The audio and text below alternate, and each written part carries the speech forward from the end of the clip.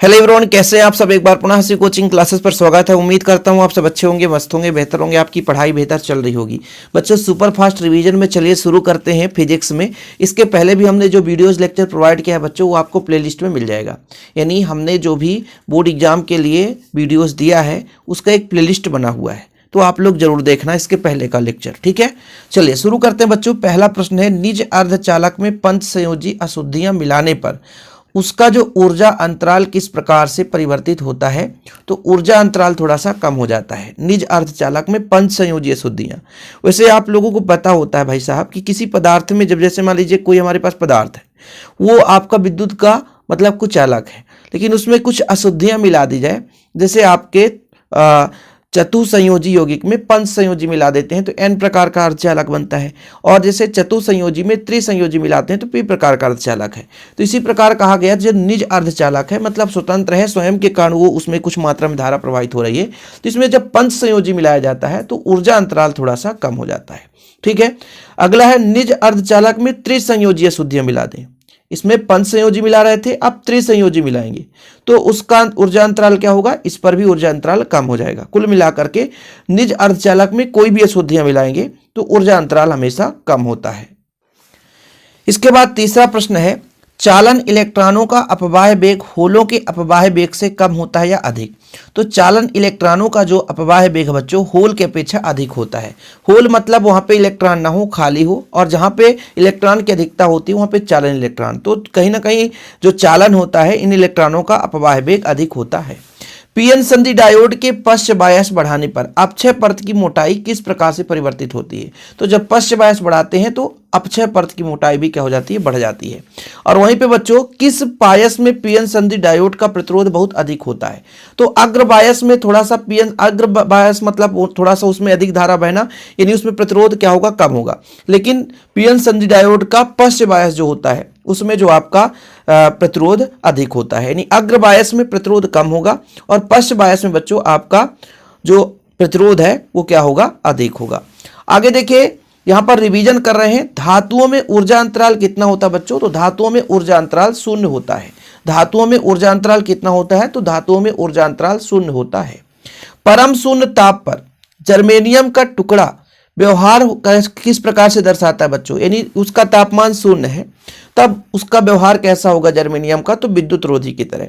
किस उपकरण का उपयोग दिष्टकारी के रूप में किया जाता है। तो संधि डायोड का उपयोग, उपकरण का जो प्रयोग है वो दिष्टकारी के रूप में करते हैं।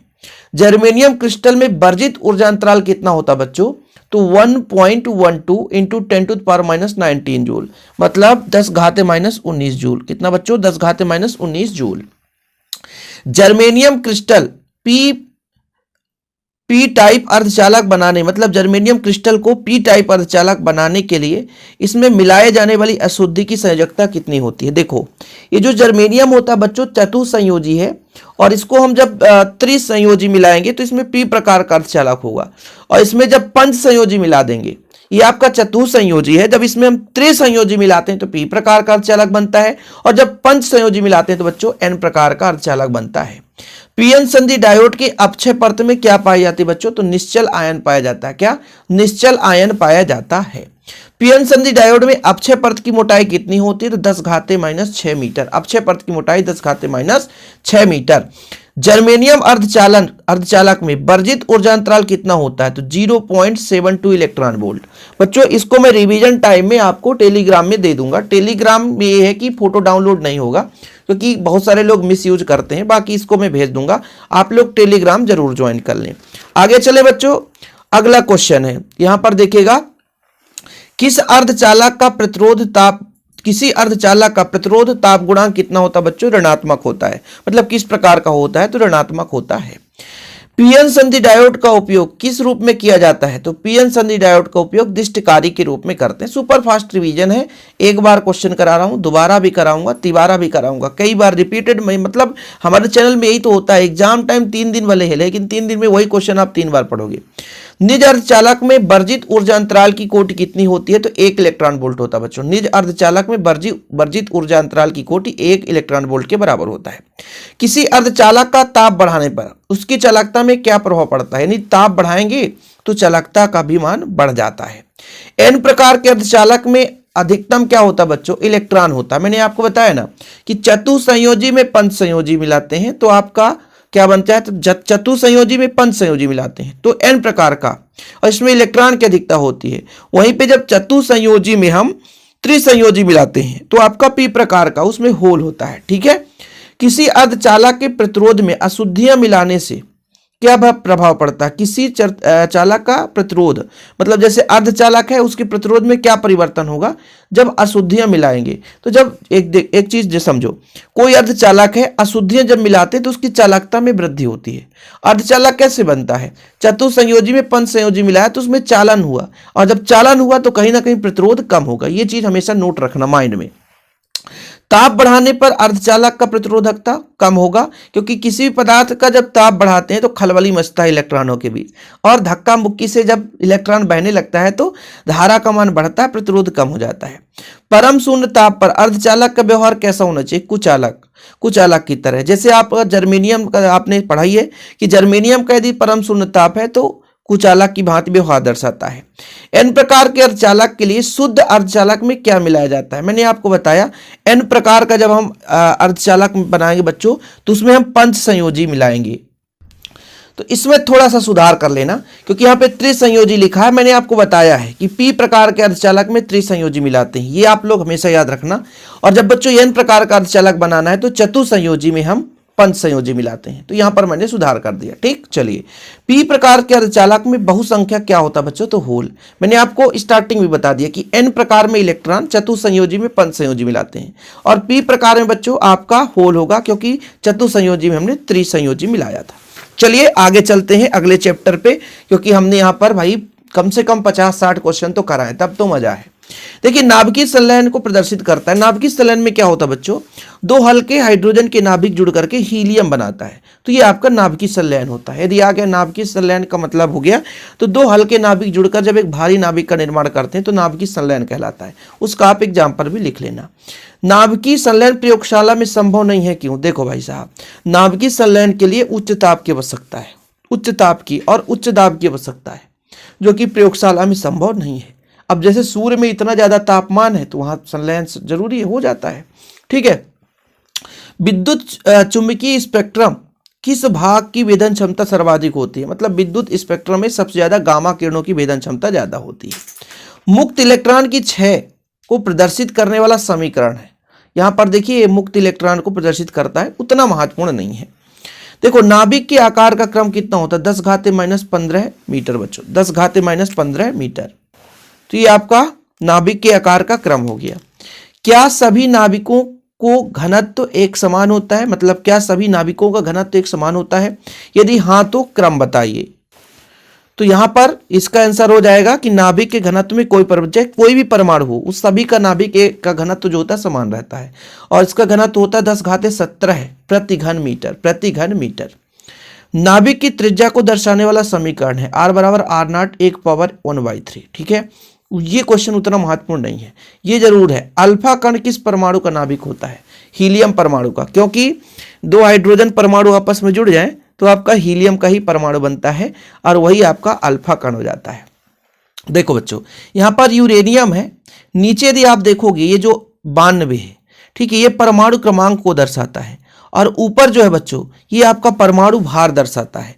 और इसमें पूछा है ए और जेड का मान। अब जैसे देखिए यूरेनियम है, इसका परमाणु क्रमांक आपका 92 था, परमाणु भार 234।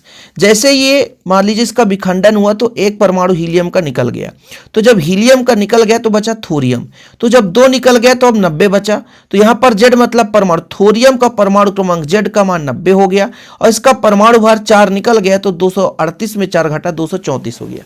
लोग कंफ्यूज हो जाओगे ना कि सर कहाँ से आ गए, ये हमने समझ नहीं पाया, तो अब तो समझ लिए होंगे, है ना। सूर्य में ऊर्जा का स्रोत क्या है, ऊर्जा का स्रोत मतलब किस कारण से सूर्य से ऊर्जा निकलती है, तो नाभिकीय संलयन की प्रक्रिया से। किससे बच्चों, नाभिकीय संलयन की प्रक्रिया से। संलयन प्रक्रिया के लिए उपयुक्त है क्या, संलयन प्रक्रिया के लिए क्या उपयुक्त है, हल्का नाभिक। जब हल्का नाभिक जुड़ता है तो भारी नाभिक का निर्माण करता है। 1 ग्राम पदार्थ के समतुल्य ऊर्जा 9 × 10⁻13 जूल, 9 × 10⁻13 जूल।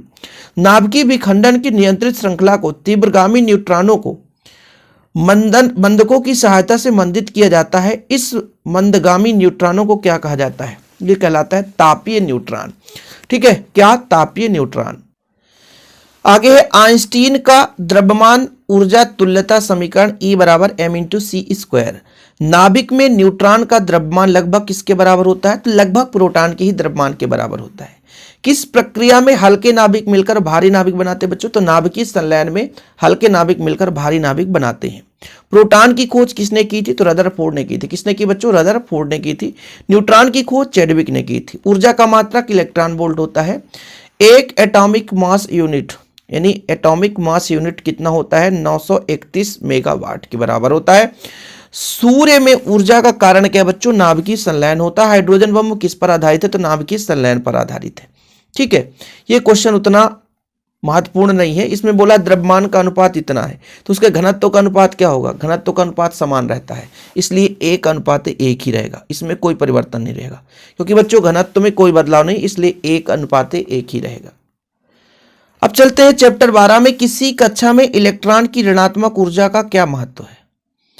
नाभिक और इलेक्ट्रॉन मिलकर बद्ध निकाय बनाते हैं, यही बताता है। किसी भी इलेक्ट्रॉन का ऋणात्मक ऊर्जा का तात्पर्य है कि नाभिक और इलेक्ट्रॉन मिलकर के जो है बद्ध निकाय बना रहे हैं। यदि परमाणु के अंदर इलेक्ट्रॉन स्थिर हो जाए तो क्या होगा? यदि परमाणु के अंदर इलेक्ट्रॉन स्थिर हो तो नाभिक के आकर्षण से इलेक्ट्रॉन नाभिक की ओर गिर जाएगा, खत्म कहानी, और कुछ भी नहीं होगा। नाभिक में कौन सा आवेश होता है? नाभिक में धनावेश होता है, क्योंकि वहां प्रोटॉन होते हैं। ठीक है, नाभिक में प्रोटॉन होता है। बोर की त्रिज्या क्या है बच्चों? हाइड्रोजन परमाणु की प्रथम कक्षा की त्रिज्या ही बोर त्रिज्या कहलाती है। बोर की त्रिज्या किसे कहते हैं पूछ दिया जाए तो हाइड्रोजन परमाणु की प्रथम कक्षा की त्रिज्या ही बोर त्रिज्या कहलाती है। इसका मान होता है 0.53 एंगस्ट्रॉन। आगे चलते हैं। हाइड्रोजन परमाणु के स्पेक्ट्रम में बामर श्रेणी रेखा कब मिलती है? जब इलेक्ट्रॉन उच्च ऊर्जा स्तर से दूसरे ऊर्जा स्तर में कूदते हैं तो आपका बामर, पहला लाइमर श्रेणी मिलता है, दूसरा आपका बामर श्रेणी मिलता है। तो बामर श्रेणी कब मिलता है? जब आपका दूसरे ऊर्जा स्तर पर कोई उच्च ऊर्जा स्तर से स्पेक्ट्रम आता है। किसी परमाणु के नाभिक की त्रिज्या की कोटि, यहां पर बच्चों नाभिक की त्रिज्या की कोटि पूछा गया है। तो यहां पर आपका नाभिक का जो त्रिज्या का होता है, अभी पहले पढ़ा था हमने, 10⁻15 मीटर होता बच्चों। ठीक है, 10⁻15, 14 था, मैंने सुधार दिया। परमाणु के आकार की जो कोटि होती है 10⁻10 मीटर। ठीक है, लेकिन त्रिज्या की कोटि जो है 10⁻15 मीटर। निम्न में से अस्थिर कण कौन सा है? अल्फा कण, बीटा कण, प्रोटॉन, न्यूट्रॉन। बोला है अस्थायी कण, तो जो आपका न्यूट्रॉन है वो आपका अस्थायी कण है। हाइड्रोजन परमाणु की आयनन ऊर्जा, ये तो आपने पढ़ा है 13.6 इलेक्ट्रॉन वोल्ट। इसके बाद अगला प्रश्न, अल्फा कण क्या है? मैंने आपको समझाया था कि दो हल्के जो हाइड्रोजन मिल जाएं तो एक भारी नाभिक का निर्माण करता है। वो भारी नाभिक जो होता है हीलियम है, और वही हीलियम जो आपका नाभिक है वो आपका अल्फा कण कहलाता है। थॉम्सन के परमाणु मॉडल का एक महत्वपूर्ण निष्कर्ष लिखिए बच्चों। परमाणु का द्रव्यमान तथा धनावेश संपूर्ण गोले में समान रूप से वितरित रहता है। ये आपका थॉम्सन का मतलब एक प्रकार से कथन लिखना है कि परमाणु का द्रव्यमान तथा धनावेश संपूर्ण रूप से वितरित रहता है और उसके अंदर इलेक्ट्रॉन गुथे रहते हैं। जिस प्रकार से तरबूज में दाने गुथे रहते हैं, उसी प्रकार से इलेक्ट्रॉन जो है धनावेशित भाग पर गुथा रहता है। रदरफोर्ड के द्वारा परमाणु के किस महत्वपूर्ण भाग की खोज हुई? तो नाभिक की खोज हुई थी। बोर का क्वांटमीकरण प्रतिबंध क्या है? कि कोणीय संवेग h/2π का समगुणक होना चाहिए, मतलब पूर्व गुणज होना चाहिए, ऐसा होता है। MBR कोणीय संवेग h/2π का पूर्ण गुणज होना चाहिए। बोर त्रिज्या का मान बच्चों, बोर त्रिज्या का मान होता है 5.3 × 10⁻11 मीटर।